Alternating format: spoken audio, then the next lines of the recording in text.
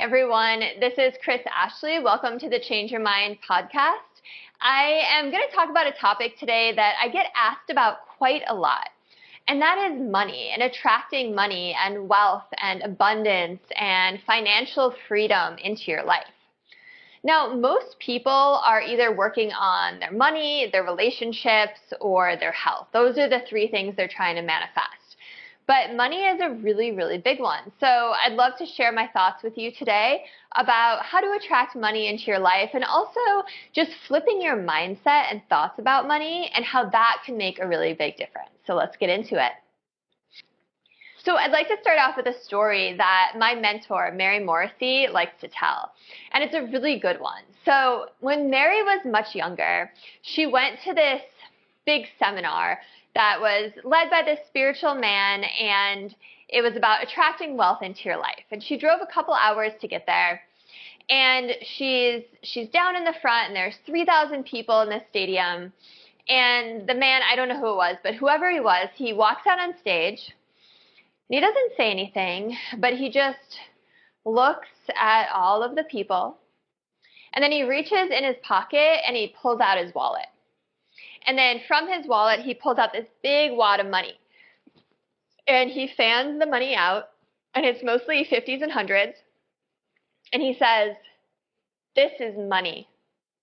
I just love money." And he starts kissing the money. And Mary in her head is going, "Oh my God, I can't believe this guy. This is so disgusting. He's so greedy. He must be really selfish. I bet he's not even spiritual." And she's having all these thoughts. And then he finally stops and he puts the money back in the wallet, puts the wallet back in his pocket.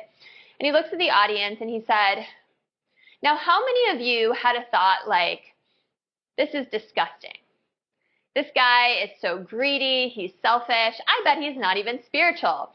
And all these people are raising their hands, and Mary's looking around like, "Whoa, this is crazy." Like, everyone had the same thoughts I did. And the man goes, "Okay, you can put your hands down. Let me ask you this. What if I had walked out on stage holding the hand of a little 4-year-old boy who's super, super cute? We walk out on stage together, and then I put him in front of me, and I pick him up from behind, and I hold him up for everyone to see. And I say, 'This is my grandson. I just love my grandson.' When I kiss my grandson." He said, "How many of you would have the same reaction that you had when I did that with the money?" And no one raised their hand. He goes, "Okay, so here's the difference. You have been trained that it's okay to love a grandson, but it's not okay to love money. Because we all have a story about money. You know, maybe your story was that your parents always said, money doesn't grow on trees when you were a kid. Or maybe you were the kid that had a lot of money and it made you feel a certain type of way. Maybe it made you feel embarrassed around other kids when they talked about how they didn't have as much or they came to your house. Maybe you didn't have as much, but you had friends who did, and they would come to your house and comment on how small it is or how small your bedroom is. So we all have these stories, this past history with money, and it creates this mindset around money.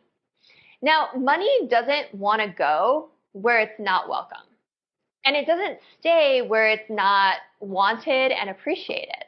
So we need to work on that story that you tell yourself, right? Change your story, change your life. One of the best hashtags ever, right?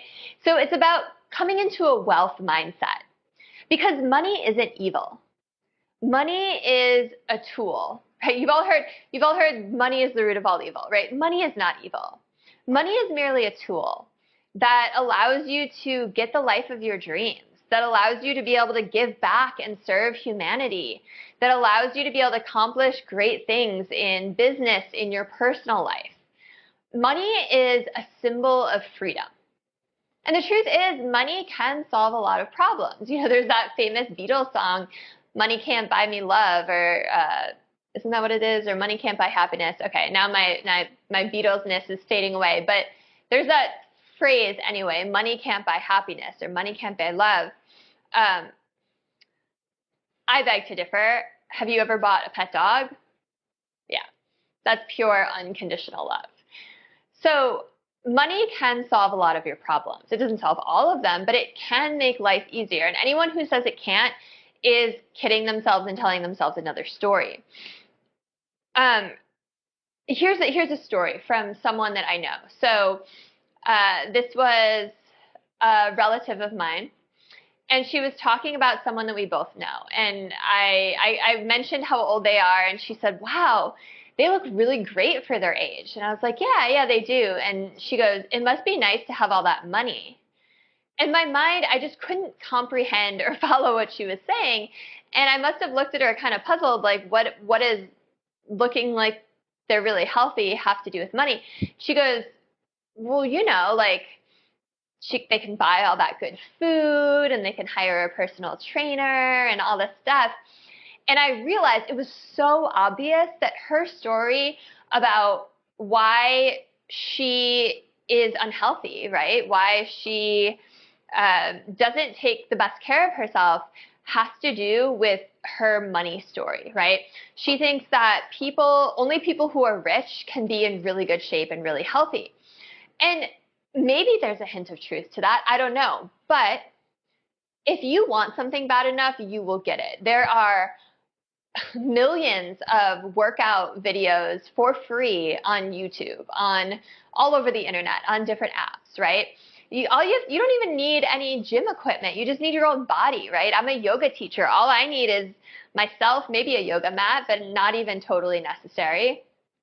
And there are ways to eat healthy, right? I mean, and this is, if you are like dirt poor and you are struggling financially to get food on the table, that's a different situation. This person isn't.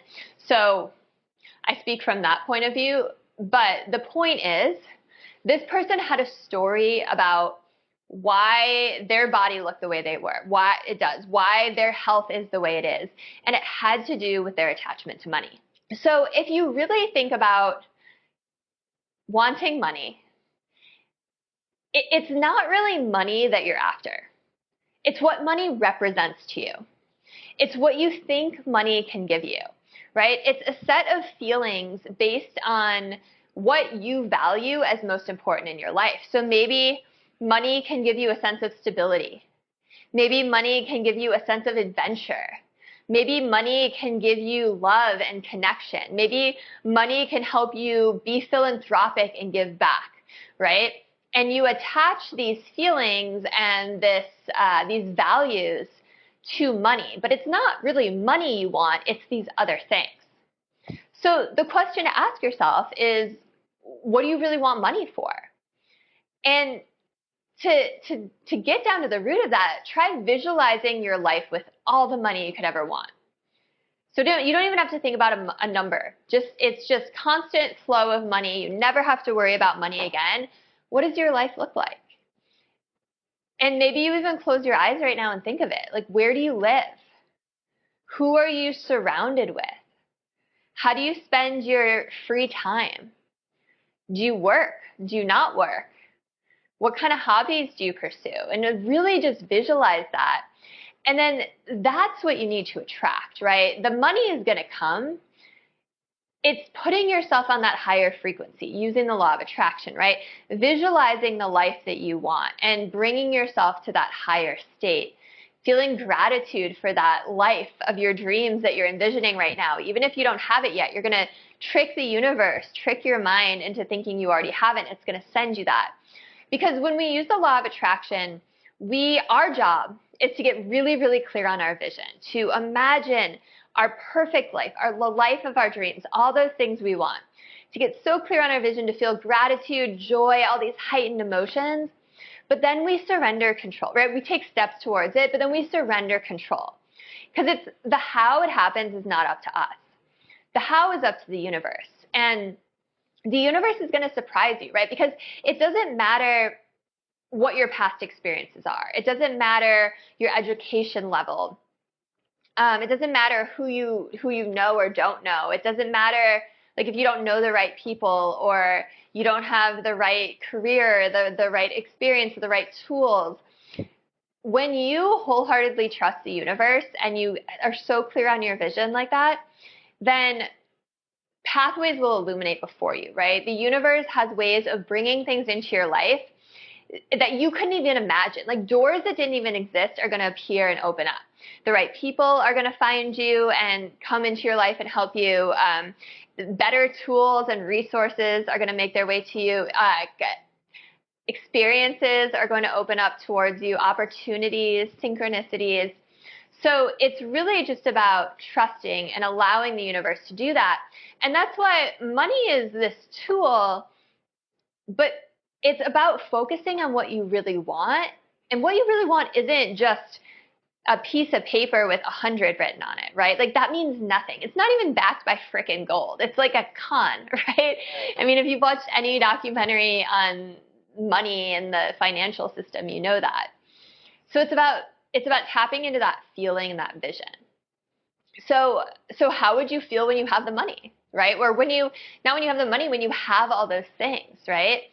Or we can, if you want to stick with money, like how would you feel when you have the amount of money that you deem your perfect amount of money? What is that even? Is it $1 million, $10 million, $1 billion? Like what would make you feel like you've got what you want? And how would you feel when you have it? What will it give you, right? Will you have a sense of pride and accomplishment? Will you be able to spend more time with your family? Will it make you feel, I don't know, like you're worthy or deserving of something, right? Whatever it is, and there's no judgment here at all, but whatever feeling it will give you to make that amount of money, feel that way right now. You have to feel that way to get there. If you're waiting for the money, then you have already given your power away to something external, and that thing will always hold power over you. The truth is that all change happens from within first. Remember, feeling emotions is how we use the law of attraction, because the universe is like the Facebook algorithm. Whatever you get emotional about, whatever you engage with, it thinks, oh, they like that. Let's send a little bit more of that their way. So if you could feel the feelings of how you would feel if you had that perfect amount of money and you feel it right now, you're going to help attract that into your life. And here's the other thing to just keep in mind. Having money isn't going to change you, right? So if that's why you want money, because you think something is going to change about your confidence or your personality, whatever it is, money doesn't change you. It just magnifies who you already are, who you really are. So if you're mean and selfish and grumpy, you're gonna have more to be mean, selfish, and grumpy with, right? If you're grateful and generous, you're gonna have more to appreciate and more to use to help others. So think about all of these things, and I think you're kind of seeing the theme here, that it's not so much the money you want to focus on, it's what it represents to you, what feelings it gives you, and what it allows you to have, right? And those are the things you focus on to attract money and wealth into your life. And also, if you have a story around money that's negative, you have to change that story, right? If you're like, oh, all rich people are just selfish and greedy, well, then you're not going to become rich, right? Because your brain doesn't want you to be wrong. Your brain wants to validate you. So you're going to like talk yourself into this story and block yourself from manifesting wealth. So you have to learn to love and appreciate money and love and appreciate wealth if that's what you want. I hope this was insightful. My name is Chris. Follow me for more. My book comes out June 20th on Amazon, on Barnes & Noble, on Walmart, on Google Books, Books A Million. It's called Change Your Mind to Change Your Reality. You'll hear about this and lots more topics that are similar. Let's see. You can follow me everywhere on social media. I'm at Change Your Mind with Chris, Chris with a K. And I hope I get to connect with you soon. Have a beautiful rest of your day.